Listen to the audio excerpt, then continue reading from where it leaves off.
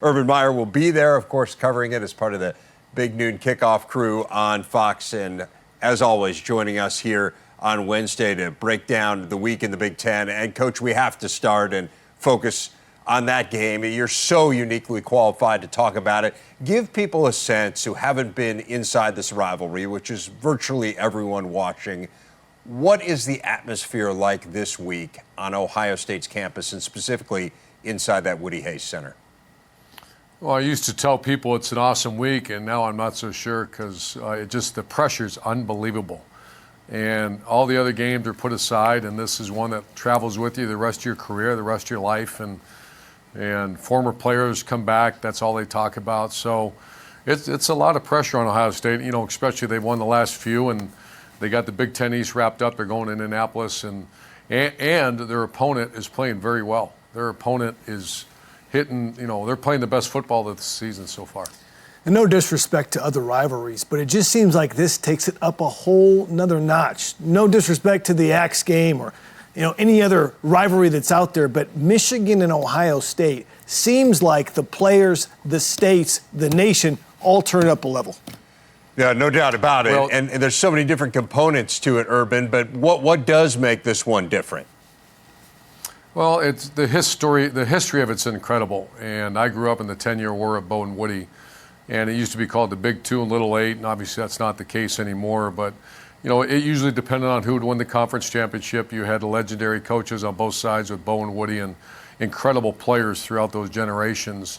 The thing that I've told people is that I think what makes it very unique, because I've been very blessed to be in so many of these great rivalries from Florida, Georgia, USC, Notre Dame, BYU, Utah, even Bowling Green, Toledo, that the respect factor amongst both sides is immense. And it's something that I can speak on behalf of the Ohio State side. It's something we live every day. This is 365. If you came in our facility or the Ohio State facility, you would see it everywhere.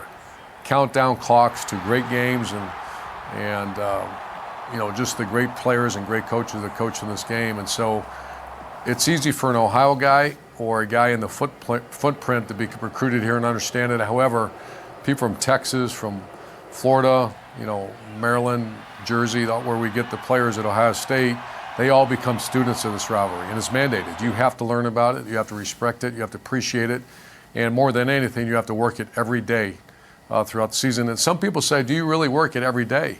The answer is yes. Every day there's something going on about this game. How much of this week is about psychology, Coach? Oh, it's huge. It's you got the East wrapped up, and in the big picture, that's a huge accomplishment.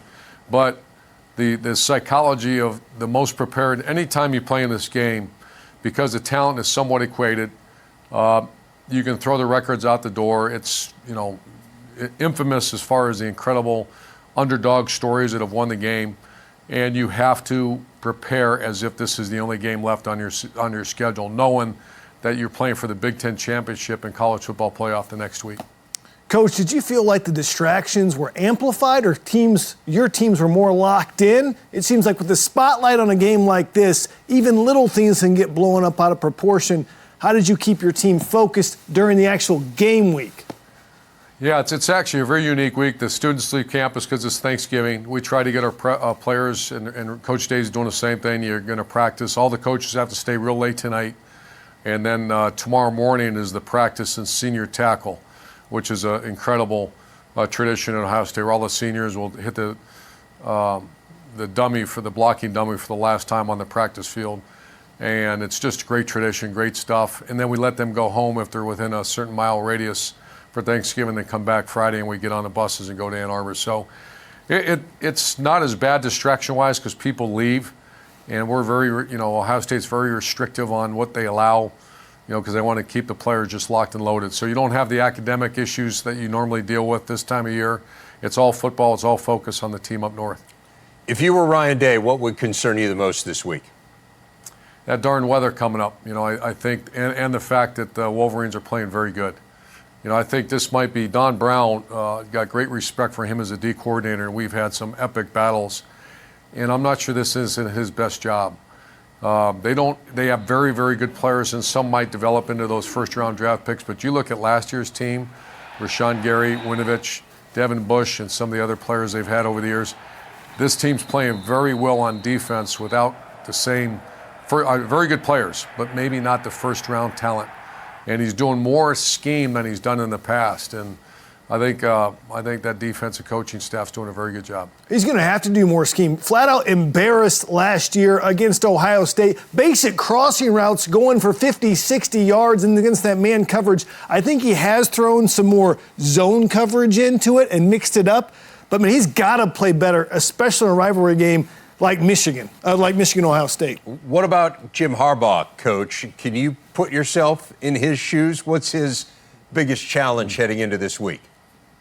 He's got to win. You know, it's hard to even imagine 0-5 in this series. That I don't know if that's been done before. And obviously they got very good teams. You think, they won 10 games, I think, 3 of the last 4 years. This is big, though. This is, just the respect and history of this rivalry that we all know. This is a make it. I don't want to say it's make or break because I'm certainly not on that side of the rivalry. I don't really understand it that well, but I do understand the rivalry, and this is a big game and this is a big game for them. That's all I can say. Big game. Coach, last thing I want to ask you before we let you go, there's clearly another huge game in the Big Ten this week, Wisconsin against Minnesota for the right to face Ohio State in the Big Ten championship game. What's the biggest factor you see swaying the balance in that one? Boy, my hat's off to Minnesota. What a great year. I was actually, they really struggled early on. They were winning these close games and they weren't quality not great opponents they were playing. And then you really started to watch them, and they got very good players. Their offensive skill I was shocked. I mean, I don't want to say it's the best in the Big Ten, but I want to say it's in the top 2 or 3. I think Wolverines, Ohio State, and Minnesota got the best offensive skill, and then Penn State right behind them. And this is going to be a great chess match between the defense coordinator in Wisconsin and Minnesota. I mean, this is going to be what a great. I'm a big fan of Minnesota. We played up there. I think that stadium's incredible. The fans are tough. The players are tough. It's going to be a great atmosphere for a championship game. Well deserved. Coach, thanks so much for your time. Happy Thanksgiving, and we look forward to chatting with you next week in Indy. Same to you guys.